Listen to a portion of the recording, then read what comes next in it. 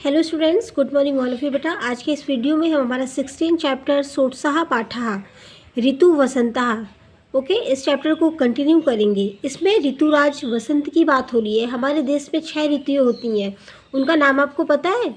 ग्रीष्म ऋतु, जिसे हम गर्मी, जिस ऋतु में गर्मी होती है। शिशिर ऋतु, जिसमें सर्दी होती है। एंड वसंत ऋतु, जिसका मौसम बहुत ज़्यादा सुहावना हो जाता है।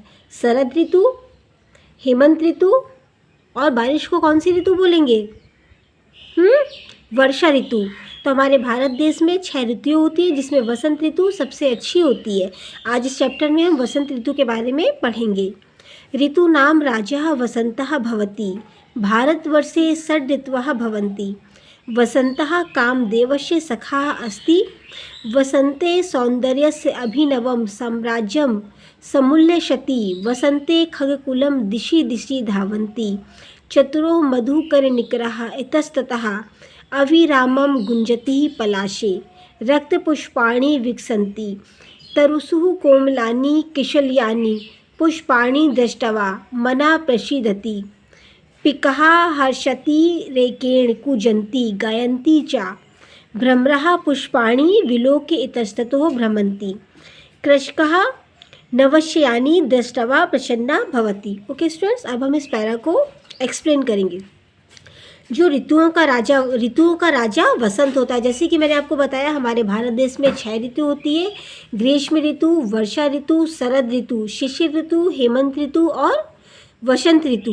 जिनमें ऋतुओं का राजा कौन सी ऋतु को बोला गया है? वसंत ऋतु को। जो वसंत ऋतु होती है, इसे ऋतुओं का राजा बोला गया है, क्योंकि इस समय हमारा मौसम जो है वो बहुत सुहावना हो जाता है। ना तो बहुत ज़्यादा गर्मी होती है कि हम परेशान हो, और ना बहुत ज़्यादा ठंडी रहती है। बेटा, इस समय मौसम सुहावना रहता है, तो हम इंजॉय करते हैं इस मौसम को। हमारे भारत देश में 6 ऋतुएं होती हैं। जो वसंत ऋतु है, उसका जो दोस्त है वह कामदेव है, यानी देवताओं के देव कामदेव वसंत ऋतु के दोस्त है। वसंत का सौंदर्य बहुत ज़्यादा आकर्षक होता है।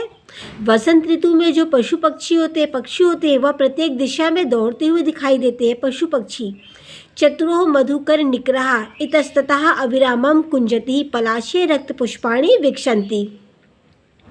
और जो भौरों का समूह होता है, वह इधर उधर लाल पुष्पों पर बैठता है और उसमें भ्रमर करता है।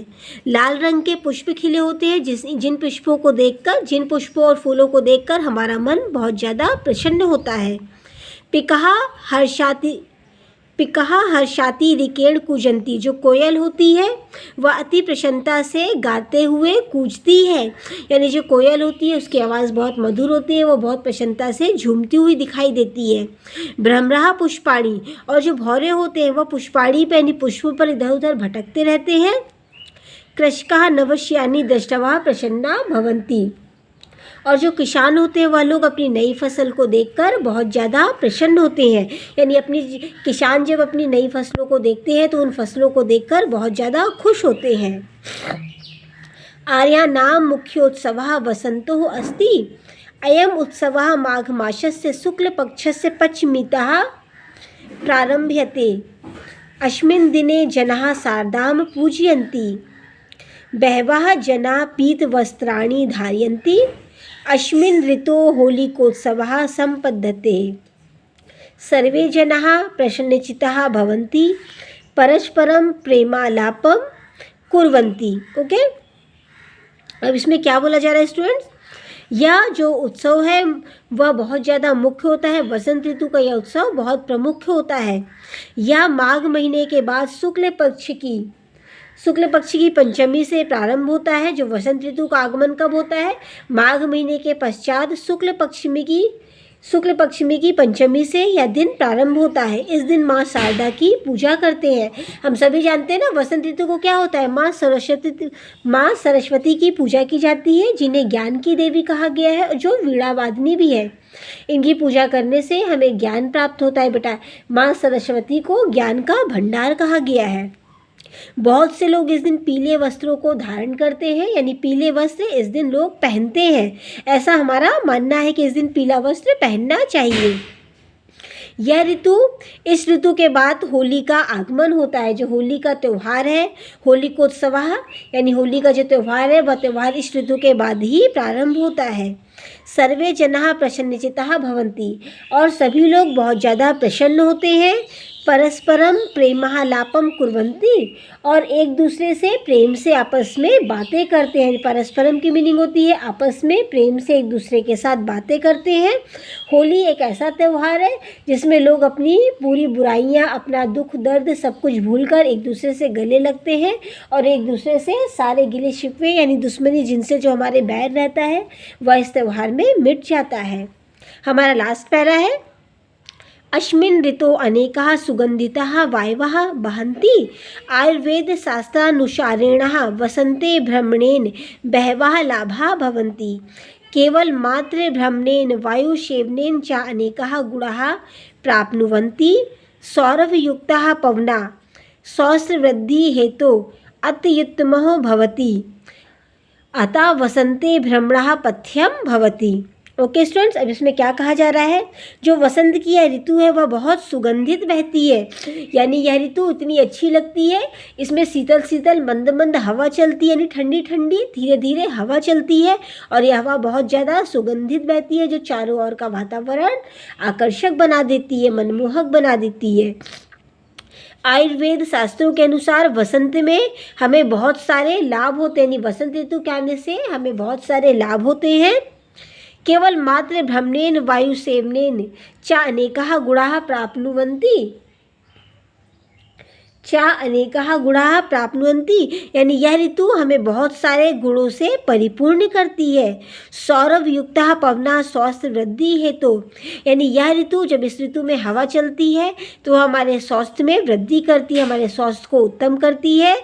और इसके साथ साथ वसंत ऋतु के में भ्रमण करने से हमारा शरीर भी स्वस्थ होता है, क्योंकि हमें ठंडी ठंडी ताज़ी ताज़ी सुबह और शाम की हवा मिलती है, जो हमारे स्वास्थ्य के लिए बहुत अच्छी होती है। स्टूडेंट्स, अब हम इस चैप्टर के डिफ़िकल्ट वर्ड देखेंगे जो आपको नहीं पता है। इस चैप्टर के 1 बाय 1 डिफ़िकल्ट वर्ड मैं आपको क्लियर करूँगी। सर्ट को बोला गया है 6। भारतवर्ष यानी भारतवर्ष में कामदेवस्य, कामदेवस्य इसको बोला गया है, हमारे जो देवता है कामदेव, उनको कहा गया है। सखा यानी मित्र। साम्राज्यम यानी साम्राज्य फैला हुआ। खग कुलम, खग किसको बोला गया है, पक्षियों को। दिशि दिशि यानी दिशा दिशा में।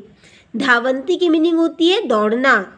इतस्ततः यानी इधर उधर। विकसंती यानी खिलते हैं।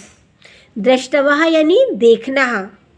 पिकहा किसको बोला गया है, कोयल को। कूजंती यानी कूजते हैं, और गायंती यानी गाते हैं। इतस्ततः भ्रमंती यानी इधर उधर घूमते हैं। कृषकः किसको बोला गया स्टूडेंट्स, यानी किसान को। माघ मासस यानी माघ महीना। जनः यानी लोग। पूजयंती पूजा करते हैं। बहवः जना बहुत सारे लोग। पीत वस्त्राणि यानी पीले वस्त्रों को कहा गया है।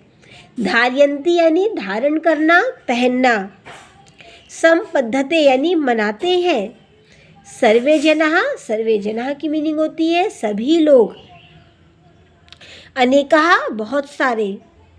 बहंती यानी बहते हैं। आयुर्वेद शास्त्रानुसारेण यानी आयुर्वेद शास्त्र के अनुसार। शास्त्रानुसारेण की मीनिंग होती है शास्त्र के अनुसार।